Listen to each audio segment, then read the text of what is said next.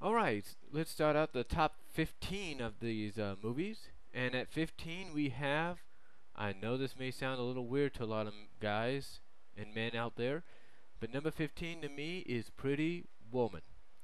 Now I know you're thinking, again Brian, why in the world would you start the countdown with a girls movie and then get into the middle of the countdown or the top 15 with another one? Well, this is not just a girls' movie. This is a movie for anybody, for lovers, people that love comedies, dramedies, which is a comedy and a drama together, romance stories, fairy tales, you name it. It's got it all in this one movie. And I thought it was very well done. Now I know some people might say, well, it's not because of that scene, in the sort of like 20, 30 minutes into the film, he makes the deal with her, right? No, it's not that. It's the overall tone of it. I mean, I like the film. There's no doubt about it. Yes, I don't watch it as much as I should. I only watch it, on occasions. Let's just put it that way. But I actually have it, and I also have it so that my mom can watch it, and my sisters can watch it if they want to see it if they come over. Uh, but overall, it is a good film. There's no doubt about it. It is a good film. I mean, when I was a kid, I really wasn't into it that much, as I should be. But growing up and looking back on that, like I said, I think it's a pretty decent, it's a pretty good film. It lives up to what everybody says it does. And it's had anniversary editions so far on DVD. It's been a regular DVD release. It's had a 10-year anniversary release on DVD. It's had a 15-year, and I think they got a 20-year plan for it next month. I mean, next year. So that shows you how popular this film is. If it's got that many anniversary releases coming out. But overall, it is a good romantic comedy, drama, fairy tale film. And for anybody that likes those kind, I highly recommend it. And that is why Pretty Woman is number 15 on the countdown. Alright, coming in at number 14 on my top 20 movies of all time is The Chipmunk Adventure. Now, you might say to yourself, well, the Chipmunks are a big deal, Brian. Shouldn't you rank them higher? Well, yes, I should. But right now, I think this movie deserves to be where it is. I mean, it is in the top 15. Let's give it that. Basically, it's the first feature film with the Chipmunks and the Chibettes. I know we got the sequel coming up in about 3 months. It's called The Squeakquel, which is live action CGI. But I thought, this movie was pretty good. It had a lot of good songs in it. I think the ones that stand out to a lot of people are The Girls of Rock and Roll, Diamond Dolls, and My Mother. Those are the ones that stick out in my mind that really made the film what it is. The animation in it was just superb. I mean, unbelievable animation. I mean, you compare it to what you saw in the when the animated series began, when the '80s series began, and then you compare it to that. It's like, what a step, what a step forward. And then they kind of continued that same animation in the cartoon series in the following seasons for the cartoon series. So,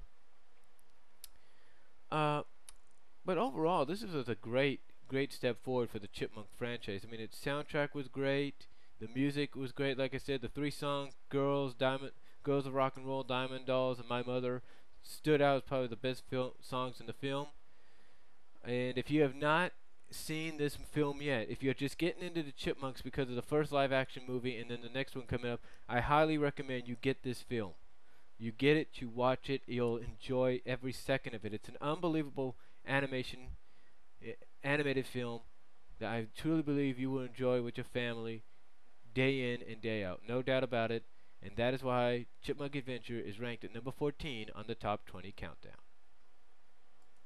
Alright, coming in at number 13 is the 1964 animated classic by Hanna-Barbera, Hey There, It's Yogi Bear. This was actually Hanna-Barbera's first animated feature film ever. It's the first, as a matter of fact, it was the first venture into the animated feature film business. Yes, they did some animation for some classic 1940s and musicals, 30s, 40s musicals with Gene Kelly, but this was the first one ever to venture. First time they ever ventured on their own without no support or working for any other studio but their own into theaters, and it did pretty good from what I understand. It was a pretty decent film. yes, it's a musical. There's no doubt about it. It's got songs in there like I Like You, um, St. Louis, venue, whatever. Whistle Your Way Back Home, and a couple of others. But yeah, it did pretty good from my understanding. The box office did so well that as time went on, the decades went on, I should say, in the 70s and mostly in the 80s, it played in the matinees on Saturday mornings for kids and early Saturday afternoons. It definitely, was definitely like I said, definitely a step forward for Hanna Barbera. One of the things that's really notable about this film is that the characters went through a lot of character design, if you will. As we got towards the end of the original animated series, Yogi and Ranger Smith and Boo Boo started to get more rounded out a little bit, more, I guess you could say, realistic realized. But Cindy had not gotten there yet. She was still kind of the blue bear with the bonnet hat and the neck dress and all that. But as soon as the film came out, Joe Barbera, William Hanna Barbera, Joe Barbera, and William Hanna, they fixed that. They fixed that. Basically, what they did is they rounded out the characters, made them more feature length, right, like, or basically how you see them now. And they took someone like Cindy and they really remade her over, gave her a complete makeover. They went from the blue coloring scheme to a tannish brown color. They took away the neck dress. They changed her yellow dress, if you will, into a blue dress. They took her yellow parasail and turned it into a blue parasail. And they took her bonnet hat away. I mean, yeah, she wears a bonnet hat in a couple of episodes of Laugh Olympics and a few others, but they took that out and basically, and they gave her a yellow